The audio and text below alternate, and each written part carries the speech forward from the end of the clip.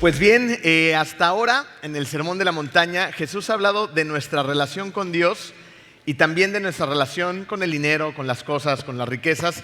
Pero en el capítulo 7 va a empezar a hablar de una manera un poco más fuerte y más profunda acerca de nuestra relación con las demás personas. Y va a comenzar con una de las cosas más traicioneras de la naturaleza humana: el juzgar a los demás para luego condenarlos. ¿Ok? Antes de empezar, vamos a ponernos en manos de Dios. Querido Dios, te damos las gracias, Padre, porque el día de hoy estamos aquí reunidos para adorarte, para cantarte, Señor, para alabarte. Y en este momento te pedimos, Padre, que coloques nuestro corazón, nuestra mente en el lugar adecuado, Padre. Déjanos relajarnos, pero al mismo tiempo concentrarnos, Padre, en tu palabra, y que sea tu palabra la que abra nuestro corazón, que nos despeje todas dudas, Padre, y que sea tu palabra quien nos transforme. Gracias por tanto, en el nombre hermoso de ti, Hijo Jesús. Amén. Mateo 7, 1 al 6 nos dice lo siguiente: no juzguen para que nadie los juzgue a ustedes, porque tal como juzguen, se les juzgará. Y con la medida que midan a otros, se les medirá a ustedes. ¿Por qué te fijas en la estilla que tiene tu hermano en el ojo y no le das importancia a la viga que está en el tuyo? ¿Cómo puedes decirle a tu hermano, déjame sacarte la estilla del ojo, cuando ahí tienes una viga en el tuyo? Hipócrita, saca primero la viga de tu propio ojo y entonces verás con claridad para sacar la astilla del ojo de tu hermano. Están fuertes estas palabras, ¿no es así? Y vamos siendo sinceros esta mañana, y la verdad es que no sé si tú te identifiques conmigo, pero muchas veces andamos en la vida con nuestras varas para medir, ¿no? Dicho de otra forma, podría ser con nuestro flex, ¿no? Aquí en Cancún le dicen de esa manera, con nuestro metro, nuestra cinta métrica, y andamos midiendo a los demás. Los medimos, y evidentemente al medirlos lo que estamos haciendo es juzgar a las demás personas. Pero lo que Jesús nos está diciendo en este momento es que esas varas se van a convertir en una especie de boomerang. ¿Conocen los boomerangs? ¿No? Son estas cositas que son como, tienen una forma rara, ¿no? Y si las avientas bien y simplemente lees las instrucciones y tienes un buen boomerang, ese boomerang hará un tipo de hipérbole y regresará exactamente a tu mano, ¿no? Entonces lo que nos está diciendo la palabra de Dios es que si nosotros andamos de juzgones, ¿no? Ese juicio se va a regresar a nosotros como un boomerang. O sea que la medida que uses para juzgar a los demás servirá también para que tú mismo seas juzgado. Ahora, tenemos que hacernos varias preguntas para ir despejando nuestra mente y que entendamos perfectamente lo que Dios quiere decirnos esta mañana. ¿Esto quiere decir que no debo de emitir ningún tipo de juicio hacia nadie, hacia ninguna circunstancia o situación? No. Sin embargo, cuando emitamos algún juicio, lo debemos de hacer de acuerdo a la palabra de Dios. Y ahí es donde todos sacamos -1, ¿ok? En calificación. Vamos a ir descubriendo varios puntos que nos van a ir ampliando nuestra visión acerca de este concepto. Lo primero que debemos de hacer es aplicar una sabia evaluación para así poder emitir un buen juicio. Y en este punto algunos se confunden, porque si tú tratas de evaluar algún asunto, no faltará quien te diga, ¡ajá! Ya te caché, andas de juzgón. Y esto sucede porque muchas veces no entendemos el significado de la palabra juzgar. Esta palabra resulta que tiene varios significados. Significa separar, ¿no? A través del juicio, significa escoger, significa seleccionar, también significa determinar, evaluar, y también significa condenar. ¿Para qué creen que lo usamos más? Pues para condenar, ¿no? Y si todos sí, pues para eso. La verdad es que somos bien condenatorios y bien juzgones, ¿no? Pero para saber el significado real de la palabra, tenemos que verla de acuerdo al contexto en el cual se nos está presentando. En Mateo 7, Jesús no nos está diciendo que no debemos de hacer ningún tipo de evaluación, porque en estos pasajes se nos dice que no puedes ver la astilla en el ojo de tu hermano si tú tienes una viga en el tuyo, ¿no? Entonces se dan cuenta que ya hay dos elementos en el cual debemos de separar, debemos de comparar, debemos de discernir cuál es una viga, cuál es una astilla, ¿ok? Y por eso Jesús no dice que no podemos hacer esta clase de evaluación. De hecho, hacer una sabia evaluación es algo que todos tenemos que hacer, ¿estás de acuerdo? Todos tenemos que diferenciar cada día lo bueno de lo malo, lo correcto de lo incorrecto. Y más allá de que lo sepamos hacer, también tenemos, y es nuestro deber, enseñarlo a nuestras futuras generaciones, a nuestros hijos, a nuestros nietos, a los chavitos, ¿no? O sea, queremos que ellos sepan diferenciar estas cosas. Es necesario que lo hagan y lo hagan bien. Pero para hacerlo de la manera correcta, lo que tenemos que hacer y lo que tenemos que tener es a Dios en nuestro corazón, porque si no, no vamos a poder emitir buenos juicios. Fíjense lo que nos dice Pablo en 1 Corintios 2:15. En cambio, aquí hay una comparación, en cambio, los que tienen el Espíritu de Dios, todo lo examinan y todo lo entienden, ¿no? Lo que nos dice el versículo es que una persona que tiene a Dios en su corazón sabe evaluar y por lo tanto sabe escoger entre lo bueno y lo malo y rechazar lo malo de lo bueno. ¿Por qué? Porque juzga con un juicio que es justo, con un buen juicio. ¿No es lo que necesitaríamos tener? Un buen juicio. Ahora, es tan importante tener un buen juicio porque este nos va a permitir examinar nuestras acciones y también nos va a permitir evaluar las situaciones, pero a través de la palabra de Dios. Ahí está el secreto. Hay ciertas cosas que sencillamente son malas, ¿estás de acuerdo? Hay cosas que están mal. ¿Por qué? Porque Dios lo dice así. ¿El adulterio está mal o está bien? Pues está mal. ¿Por qué? Porque Dios así lo dice. Obviamente el adúltero podrá justificarse, ¿no? Es que mi esposa, es que nada, ¿no? El adulterio está mal, punto. ¿Las relaciones sexuales fuera del matrimonio están mal o bien? Por favor, digan que están mal. Gracias. No me vayan a preocupar. No, están mal. La sociedad moderna podrá venderte otra idea, ¿no? Muy diferente, pero la Biblia, Dios dice que están mal y que si tienes relaciones sexuales fuera del matrimonio vas a tener dolor, sufrimiento, enfermedades, embarazos no deseados, ¿no? Muerte, muchas cosas pueden pasar a través de esta situación. Entonces nosotros como sociedad moderna queremos tapar el sol con un dedo, pero la palabra de Dios es clara. Obviamente a mucha gente pues no le acomoda este traje, ¿no? Dicen, no, por aquí como que no. No, robar está mal, evidentemente sí. Mentir está mal, pues también. Asesinar está mal, ¿verdad? Sí. Hay muchas cosas que la palabra de Dios determina con un absoluto y rotundo, eso está mal, no le agrada al Señor, ¿ok? Pero vivimos en un mundo al que no le gustan los absolutos teológicos. Ajá. No le gustan, no le acomodan. Y cuando confrontamos a la sociedad con estos absolutos, siempre habrá muchos a quienes no le parezca.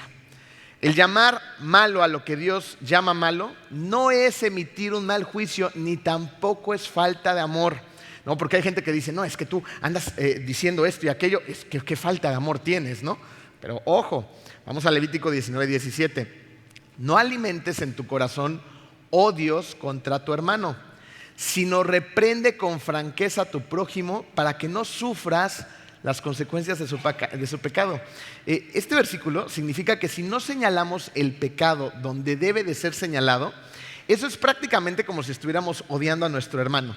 Y tarde o temprano además, el pecado de tu hermano te va a salpicar a ti. No sé si les ha pasado, ¿no? Que de repente en una situación empezamos a ser ciertamente permisivos, ¿no? Vemos que algún familiar, alguna persona cercana, algún miembro de la iglesia que es cercana a nosotros está cayendo en pecado y decidimos pues guardar silencio, no ser reservados, no decir absolutamente nada y de repente empiezan a venir las consecuencias de ese pecado y pum, también te terminan salpicando a ti. ¿Ok? Esto es a lo que se refiere Levítico 19:17. Es por eso que debemos decirles a estas personas, te amo tanto. O sea, de verdad es mi amor tan genuino por ti, mi preocupación es genuina por ti, que tengo que decirte a la luz de la palabra de Dios que lo que estás haciendo no está bien. O sea, no importa mi juicio, no importa lo que yo piense, no importa lo que ustedes piensen, ¿no? La palabra de Dios dice que esto está mal y por eso es mi deber decírtelo. Si nosotros amamos a una persona que está en pecado, con amor debemos de ir y hacerle ver ese pecado. El hacerlo de esta manera no es andar de juzgones en el sentido en el que Jesús está hablando, porque no estamos evaluando, ¿se dan cuenta? Si esto está bien o mal, porque la Biblia ya determinó, la palabra de Dios ya determinó que hay ciertas circunstancias, decisiones que están mal. Eso ya fue establecido por Dios, ¿ok? Entonces, ¿hasta aquí vamos bien? Vamos al punto número 2, que nos va a ayudar a emitir un buen juicio.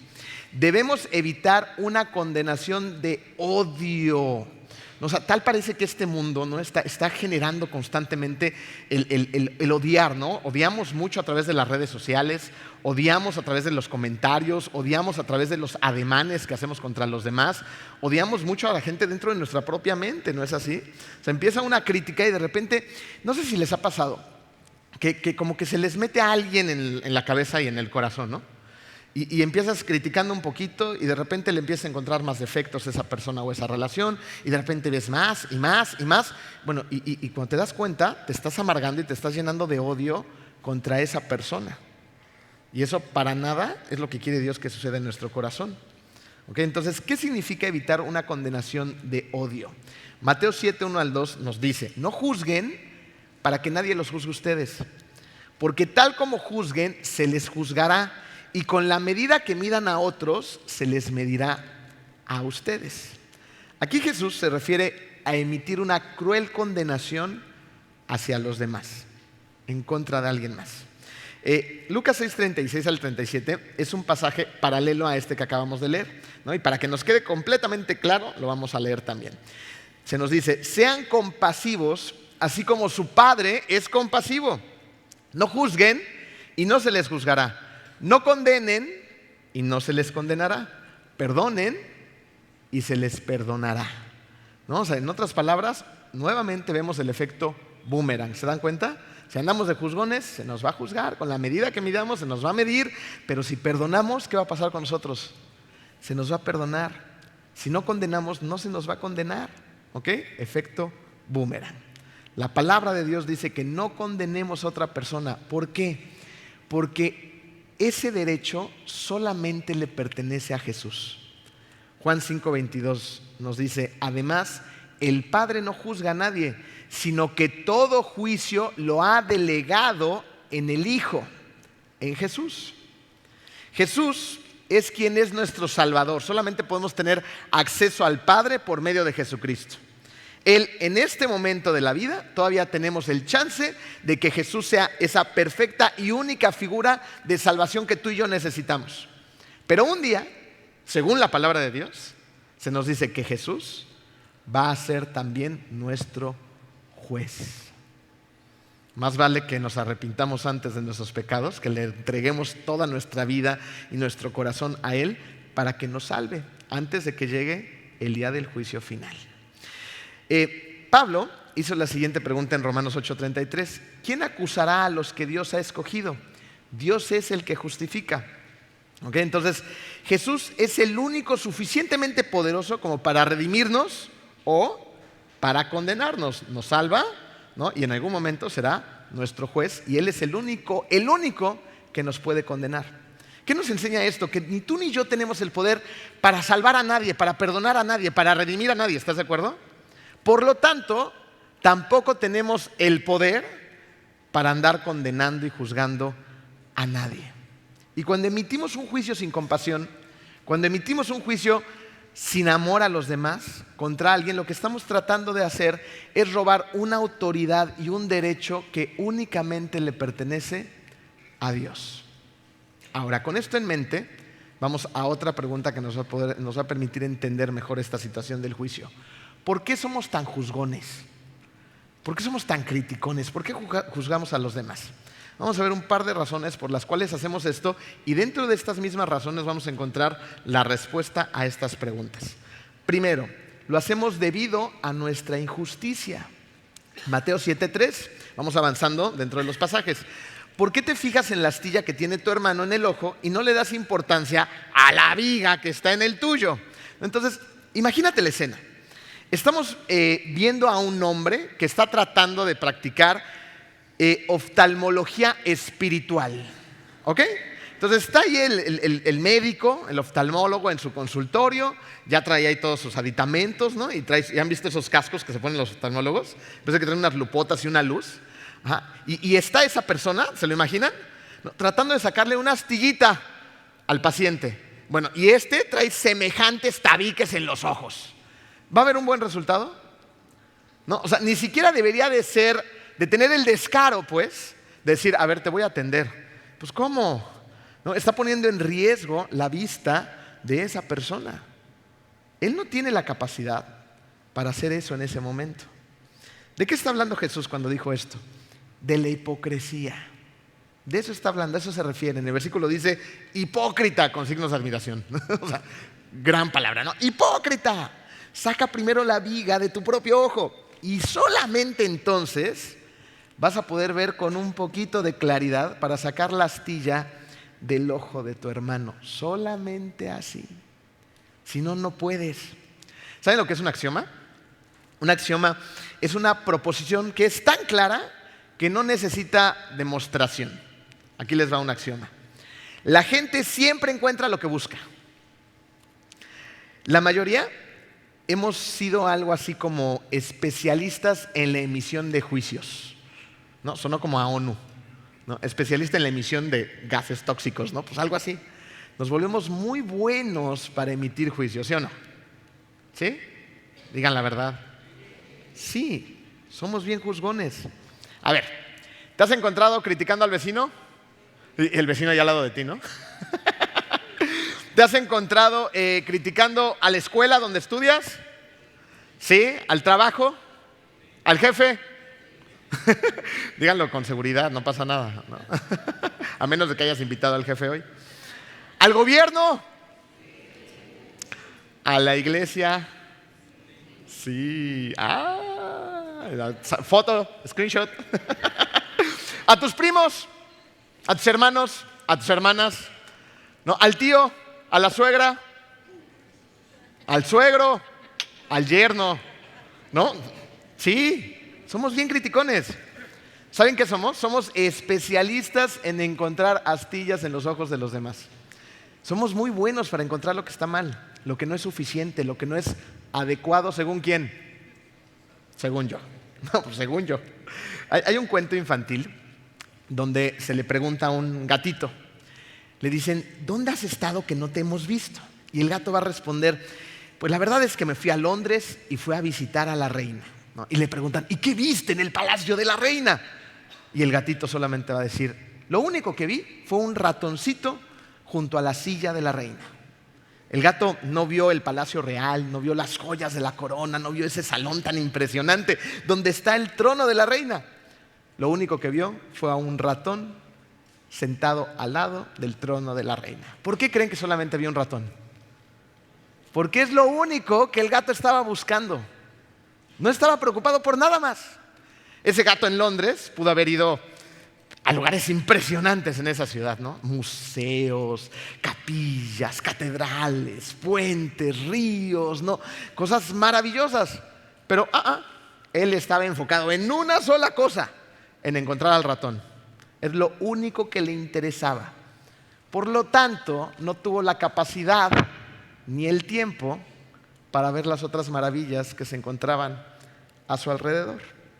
¿Qué nos enseña la historia del gatito y el ratón?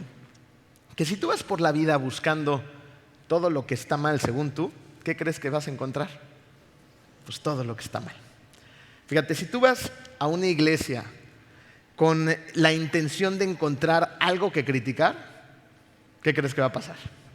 Pues vas a encontrar muchas cosas que criticar, ¿no? Que la silla, que la música, que el aire acondicionado, que el estacionamiento, etcétera, etcétera, ¿no? O sea, vas a encontrar muchas cosas que según tú no deberían de ser así. Y entonces tú eres el único sabio, ¿no? que tiene toda la información necesaria, tienes más capacidad que Pablo, Pedro, todos ellos para crear una iglesia según tú, perfecta, diseñada a tu modo, ¿ok? Eso en cuanto a la iglesia. Pero también si tú vas al trabajo buscando qué criticar, no bueno, vas a encontrar 20,300 cosas que puedes criticar acerca del trabajo, ¿no? Lo que te pagan, el jefe, el compañero, el escritorio, el que salgas, el que no salgas, o sea, muchas cosas vas a poder encontrar que criticar. Pero fíjense, en estos dos ejemplos, si tú en lugar de ir a la iglesia a criticar a la iglesia, buscas una iglesia cristocéntrica, ¿no? Que realmente predique el evangelio y al Hijo de Dios, a Jesucristo, como el Hijo de Dios, entonces, en lugar de andar de criticón, vas a buscar el perdón, vas a buscar la gracia, vas a buscar la misericordia a través de Jesucristo en la iglesia. ¿Y qué crees que vas a encontrar? Vas a encontrar esa gracia, ese perdón, ese amor que tanto necesitas a través de Jesucristo. Si tú cambias el chip y vas al trabajo con una óptica totalmente diferente, no en lugar de decir, ay, tengo que levantarme una vez más y ir a este horrible trabajo, ¿no? Tan feo que está, decir gracias Dios porque tengo trabajo. No, a lo mejor no me pagan lo que quiero, a lo mejor no sirve el aire acondicionado, a lo mejor el que está al lado de mí me cae medio mal, pero tengo trabajo.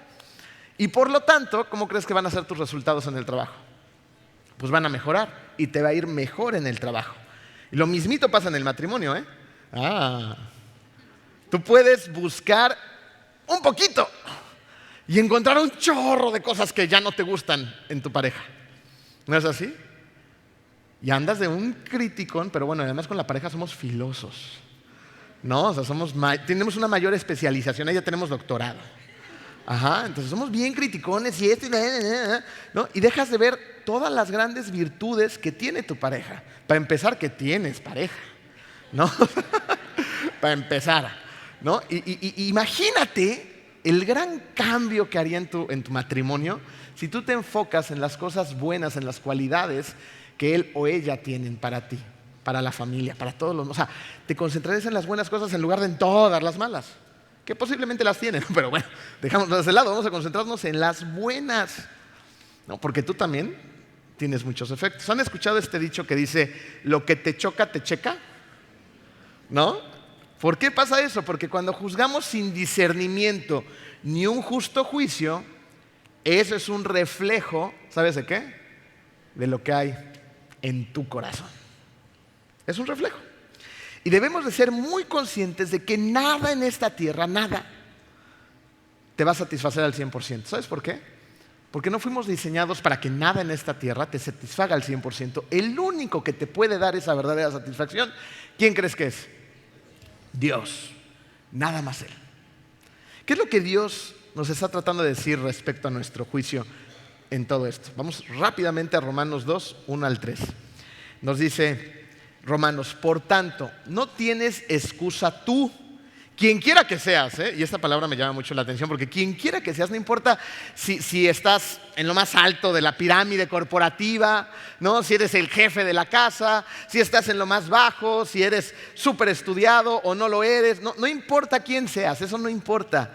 Porque cuando juzgas a los demás, pues al juzgar a otros, te condenas a ti mismo, ya que practicas las mismas cosas. Ahora bien, sabemos que el juicio de Dios contra los que practican tales cosas se basa en la verdad, el juicio de Dios, no el nuestro. ¿Piensas entonces que vas a escapar del juicio de Dios? Tú que juzgas a otros y sin embargo haces lo mismo que ellos. O sea, ¿pensamos esto? ¿No? Otra vez, efecto boomerang, ¿no? Cuando juzgas a los demás, te estás condenando a ti mismo y no vas a escapar del juicio de Dios. Esto es bien importante porque, como lo dije hace rato, cuando andamos de juzgones y de criticones, esto va como que increciendo, ¿no? Y si no somos cuidadosos, tu corazón, tu mente se empieza a llenar de ese odio hacia los demás y haz de cuenta que se empieza a convertir en algo así como un cuartel general de odio hacia las demás personas y hacia el mundo. Terminamos bien amargados. Cuando hacemos esto, no solamente terminamos amargados, sino que además nos condenamos a nosotros mismos. Entonces, ¿qué nos manda la Biblia a hacer? La palabra de Dios nos manda a ser humildes, ¿no? Una persona humilde no anda de criticón. Una persona humilde acepta su condición, ¿no? Y trata de buscar las virtudes en los demás. ¿Qué es lo que también tenemos que hacer? Tenemos que buscar el discernimiento que solamente Dios nos puede dar para evaluar.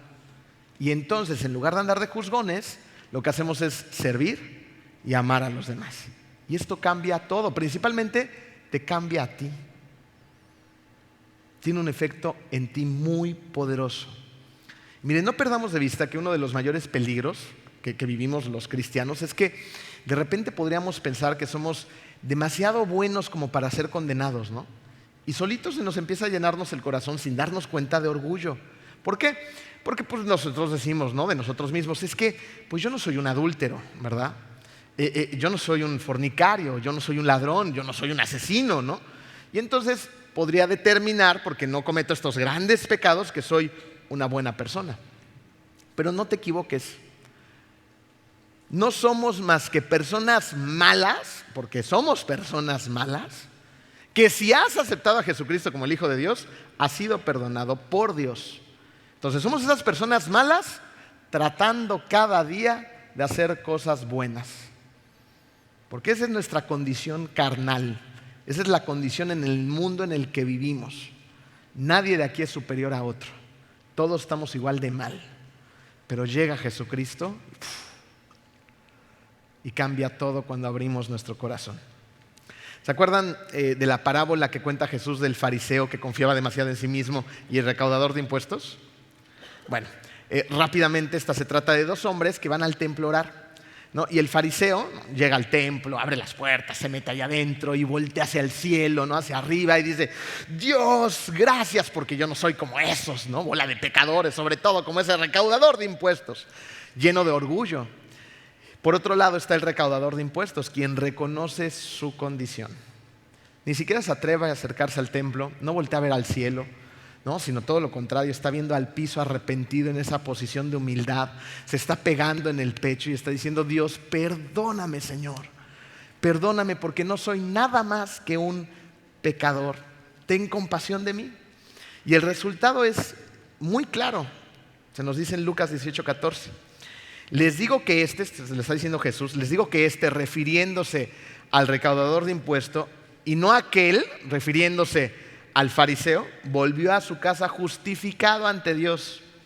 Pues todo el que a sí mismo se enaltece será humillado, y el que se humilla será enaltecido, ¿no? ¿Quién se humilló aquí? El recaudador de impuestos. ¿Quién llegó con Dios lleno de orgullo, ¿no? De ego en su corazón? El fariseo. Así que, ¿qué nos enseña esto? Que tenemos que tener mucho cuidado en no confiar demasiado en nosotros mismos, en no convertirnos en expertos de la ley, en fariseos. No nos vaya a pasar lo mismo que al fariseo y no regresemos a casa justificados por Dios. Piénsenlo desde esta perspectiva. ¿Una persona orgullosa necesita de un Salvador? Pues no. ¿Por qué? Porque Él es su Salvador. Estoy tan lleno de orgullo que no necesito de alguien que venga a salvarme. ¿Salvarme de qué? Solamente una persona humilde puede ser salvada. Al llenarnos de orgullo, nos convertimos en personas que juzgan a los demás. ¿Por qué? Porque nos sentimos mejores que los demás. Empezamos a emitir juicios contra otras personas y nos convertimos en ese estándar para que los demás se midan ante mi perfección. Y es entonces que te puedes dar cuenta si te estás convirtiendo en una persona llena de orgullo. Ok, vamos a dejar en paz esto y vamos a ver una razón más del por qué juzgamos a los demás. Número 2, debido a nuestra ignorancia. Siempre en la historia de la humanidad ha habido gente que emite juicios, ¿ok? Y esto no fue una excepción en la época de los discípulos y los apóstoles. Entonces, al buen Pablo también se le emitió un juicio a través de la gente, ¿no? La gente andaba también de juzgona criticándolo siempre. Vamos a ver cómo respondió Pablo a este juicio. 1 Corintios 4, 3 al 5. Dice Pablo: por mi parte, muy poco me preocupa que me juzguen ustedes o cualquier tribunal humano. Es más, ni siquiera me juzgo a mí mismo. Porque aunque la conciencia no me remuerde, o sea, Pablo sabía que estaba tratando de hacer las cosas que le agradaban a Dios, no por eso quedo absuelto, porque él también reconocía al mismo tiempo su condición de pecador. El que me juzga es el Señor. O sea, la opinión de ustedes, prácticamente está diciendo Pablo, no me interesa en lo más mínimo, me vale. Porque si él estaba haciendo lo correcto, ¿qué creen que iban a decir los demás? Le iban a señalar todo el tiempo. ¿Te ha pasado como cristiano que empiezas a tratar de hacer ciertos cambios, empiezas a tratar a tus hijos de una manera diferente, a tu esposa de una manera diferente, dejas de ir a ciertos lugares, de ver ciertas cosas, de hablar como los demás, y ahí está toda la gente de criticona contra ti, ¿no? Entonces, ¿qué es lo que tenemos que hacer? Lo que le dice mi esposa a mis hijos: mantequilla, mantequilla, mantequilla, que todo se te resbale, ¿no? Untémonos mantequilla en la mañana. Porque si tú haces las cosas que le agradan a Dios, hoy te van a criticar. Y te van a criticar mucho, te van a tratar de hacer sentir mal. Te van a lanzar todo su hate por todos lados, ¿no? Entonces, que se te resbale como el buen Pablo. Él dijo: me vale. La única opinión que me importa es la de Dios. Es la única opinión que te debe de importar a ti también. Luego que dice eso: el que me juzga es el Señor, versículo 5. Por lo tanto, no juzguen nada antes de tiempo, ¿no? Entonces está hablando de su condición, pero también nos está hablando a nosotros, a los demás. No andes de juzgón antes de tiempo. Espérate hasta que venga el Señor. Él sacará a la luz lo que está oculto en la oscuridad y pondrá al descubierto las intenciones de cada corazón. Y entonces cada uno recibirá de Dios la alabanza que le corresponde, ¿no? El único que puede sacar las cosas a la luz es Dios. ¿Por qué? Porque Él es un Dios que todo lo sabe, que todo lo conoce y que es atemporal. ¿Ok? Eso quiere decir que está en todos lados al mismo tiempo, sin importar si es pasado, presente, futuro. Que sabe todo, es omnisciente, no se le vea nada. Tú ni siquiera sabes lo que vas a comer al rato. No sabes realmente con certeza perfecta si vas a poder llegar a ese destino, si es que tienes algún destino para ir a comer al ratito. No sabes lo que está pensando el vecino, lo que le pasó al vecino. No sabes mucho, más bien no sabes nada. Y Pablo lo que nos dice es que ni si él mismo sabe lo suficiente para juzgarse a sí mismo, entonces ¿por qué los demás lo están juzgando a él? Piensen esto. Hay historias en la vida de cada una de las personas que se encuentran en esta sala y que nos están viendo en cada rincón de este planeta. Cada persona tiene una historia y cada historia es diferente, ¿no es así? Hay historias muy bonitas, pero en todas hay dolor. ¿Por qué? Porque en todas hay pecado. Y hay historias más complicadas, más dolorosas. Hay historias de abandono, hay historias de infidelidades, hay historias de enfermedades muy dolorosas, muy largas, muy agobiantes, muy desgastantes. Hay muchas historias de grandes abusos, incluso por parte de padres cobardes hacia sus hijos. Hay historias desgarradoras. Siempre hay una historia detrás de una persona. Y no nos vayamos tan atrás. Hay una historia hoy de lo que a lo mejor a una persona le pasó ayer en la noche. Y nosotros las vemos en la mañana y, ay, ¿por qué con esa carota? ¿No? ¿Por qué de tan de malas? ¿No? ¿Por qué así? No sabes. No sabes lo que esté pensando, no sabes si esa persona recordó algo de atrás, no sabes si algo detonó algo en esa persona, ¿no? Y por qué esté actuando de determinada forma. Siempre hay una historia y la única historia que nos importa muchas veces es la de uno, ¿no es así?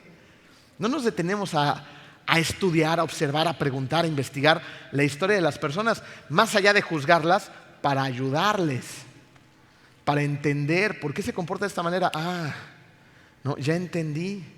¿Por qué a lo mejor no es un buen padre? Pues porque a lo mejor tuvo un abandono en su infancia y no tuvo una relación con el padre y no sabe cómo ser padre.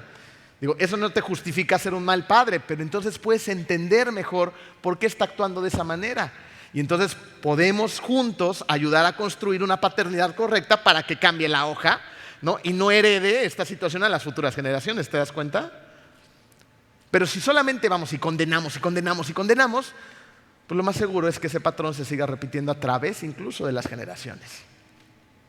No sabemos nada. Se dice que un día estaba una chica esperando su vuelo en el aeropuerto. Tenía mucha hambre, entonces fue y se compró unas galletas y traía estas mochilas que tienen bolsitas a los lados.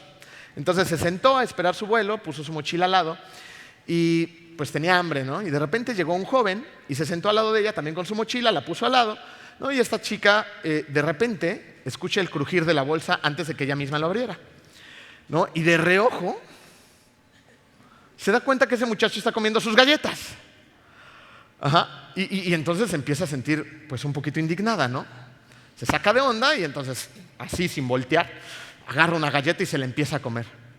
Y de repente ve que el joven sigue comiendo otra galleta, ¿no? Entonces se empieza a poner muy, muy molesta, pero no dice nada, ¿no? Está agobiada por la situación, lo sigue viendo de reojo, ¿no? Y empieza así como la competencia por las galletas. Y de repente el joven se da cuenta de lo que está pasando. Y entonces el joven toma la última galleta, la parte a la mitad y le da la mitad a ella. Y se come la mitad él, ¿no? Y sonriente y muy contentito él. Entonces la chava, el demonio propio se estaba apoderando de ella, ¿no? En ese momento escucha, vuelo 721, favor de pasar a mostrador, ¿no? Agarra su mochila, se va enojada, ¿no? Ya saben, haciendo berrinche. Se sube al avión porque el descarado se comió sus galletas. Busca su asiento, se sienta, agarra su mochila y cuando mete la mano y ve directamente, ¿qué creen que estaba ahí? Sus galletas. O sea, esta chava se estaba comiendo las galletas del otro muchacho.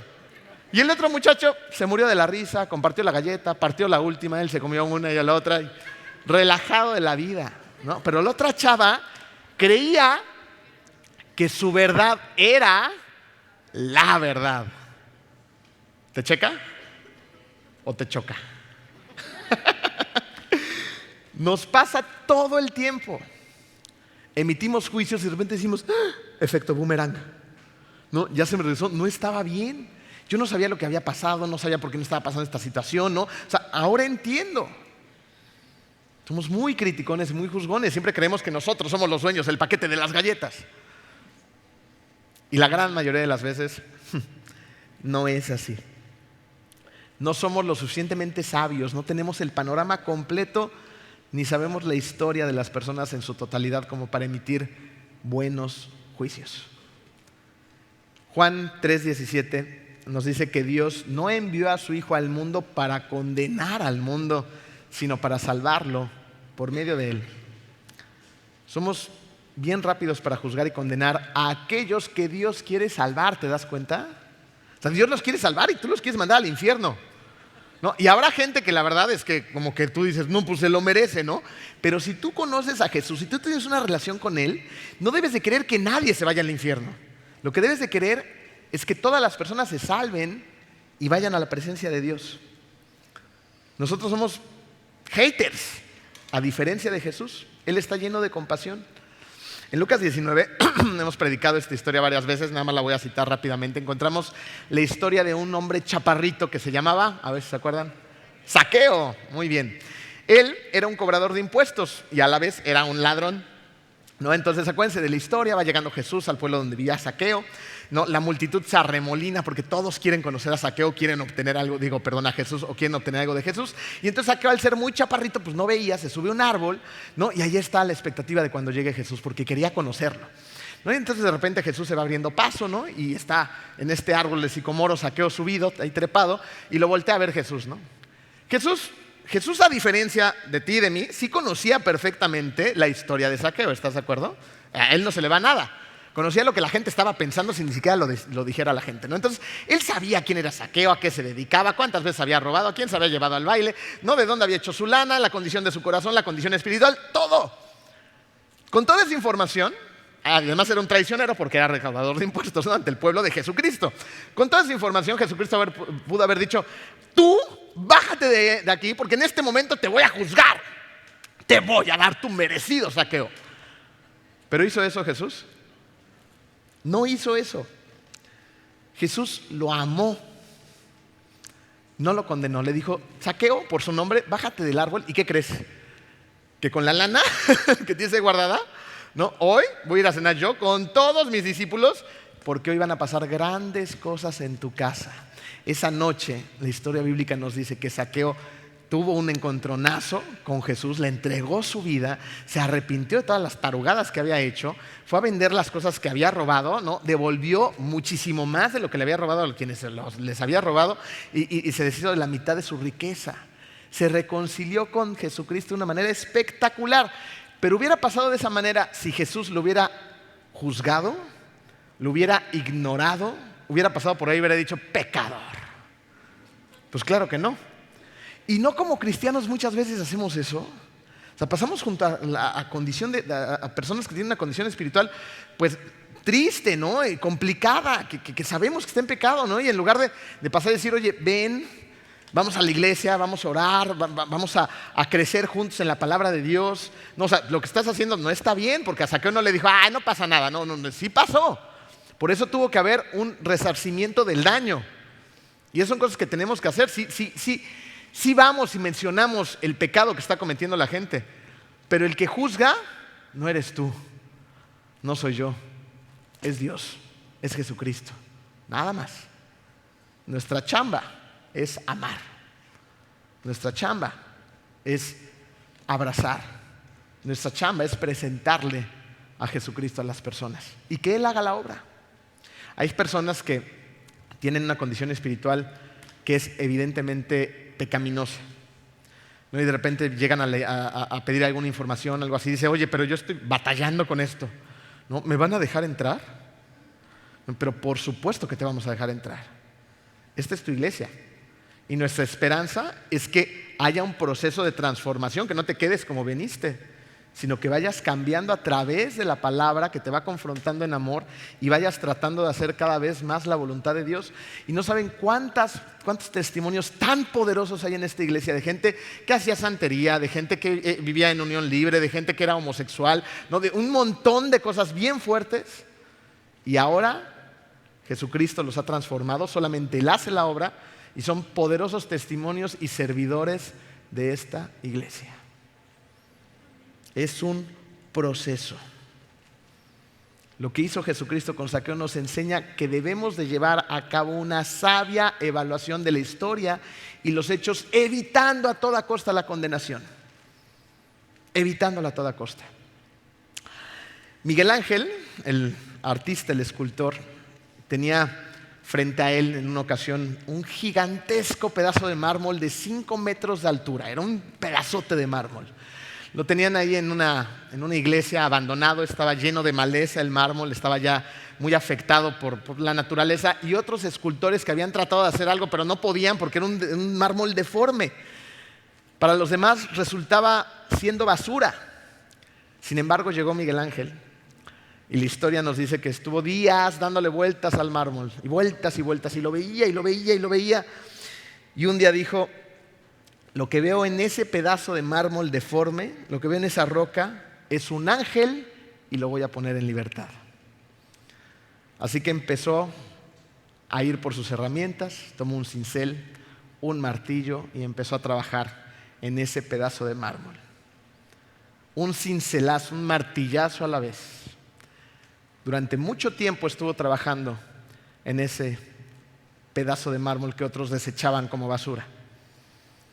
Al final, lo que resultó fue un David, el David que enfrentó a Goliat. Una poderosa escultura de 5 metros de alto, con detalles espectaculares, venas perfectamente detalladas, pliegues de piel. No se los puse porque es un desnudo, así que no, tampoco. No, pero una escultura maravillosa que hasta el día de hoy se puede apreciar. Lo que otros desechaban, para un artista de la talla de Miguel Ángel, era una obra de arte. A ti te pudieron haber desechado. ¿Cuántas veces? ¿Cuántas veces no recibiste críticas? ¿Cuántas veces te dijeron no puedes? ¿Cuántas veces te hicieron aparte? ¿Cuántas veces te han hecho menos? ¿Cuántas veces te han señalado, incluso tu propia familia? Gracias a Dios, el escultor que tiene ese cincel y ese martillo no es ni siquiera Miguel Ángel, es Dios, el creador del universo, que está trabajando en ti cada día con ese cincel y ese martillo. Y a veces duele, ¿no es así? Dices: ¡ay! Acá no, por acá tampoco, esta me dolió más. Pero él no se rinde, ni tú tampoco. Si tienes paciencia, ¿sabes qué va a resultar después? Una espectacular obra de arte tallada por Dios. Velo hacia ti, pero también velos hacia los demás. No pases por ahí como otros escultores antes de Miguel Ángel y simplemente digas: ay no, esto está horrible, ¿no? Cochinada, tírenla a la basura, como hacemos con los demás. Sino ten paciencia, ora por esas personas, trátalas con amor. Y si tienes paciente y esa persona le ha entregado su vida a Cristo, con el paso del tiempo verás una tremenda escultura en esa persona también. Vamos a orar. Querido Dios, te damos tantas gracias, Padre, porque tu palabra es clara, nos confronta, Señor, y nos habla hoy en día después de tantos años. Las cosas no han cambiado porque nuestra condición pecaminosa sigue siendo exactamente la misma desde la creación del mundo, cuando Adán y Eva pecaron, Padre. Nos encontramos en el mismo lugar. Perdónanos, Señor, porque a veces somos excelentes criticones y juzgones. Nos deleitamos a veces en esto. Perdónanos, Señor, si le hemos hecho daño a los demás. Perdónanos, Padre, si hemos señalado. Perdónanos, Padre, si no somos misericordiosos como tú, si no somos personas empáticas, si no estamos llenos de prejuicios y de juicios hacia los demás. Perdónanos, Señor, por el enorme juicio que cometemos todos los días también contra nosotros mismos. Sé tú quien venga a nosotros a restaurarnos por completo, a llenarnos de ese amor, de esa gracia, de esa misericordia que tanto necesitamos, Padre, y al mismo tiempo nos utilices para extenderla a los demás. Déjanos ser valientes para confrontar a las personas que están en pecado, hablando de las cosas que a ti no te gustan, Señor, y que están mal ante tus ojos, pero nunca, Padre, de una manera condenatoria hacia los demás, nunca con un juicio lleno de odio, sino todo lo contrario. Ese juicio es tuyo nosotros solamente mencionamos esto está mal ante los ojos de Dios. Ven, te invito, ven a la iglesia, conoce a Jesucristo, oremos juntos. Danos la valentía, Padre, para hacer eso en lugar de andar de prejuiciosos, de juzgones y de criticones. Gracias, Padre, porque vemos en esta iglesia cómo está creciendo, Señor, cómo te ama la gente y cómo se está entregando a ti. Que esto se replique cada vez más y más. Podemos conocer cada vez mejor tu voluntad y que tú nos des el querer como el hacer para hacer lo que a ti te agrada y no a nosotros. En el nombre de Jesucristo, amén.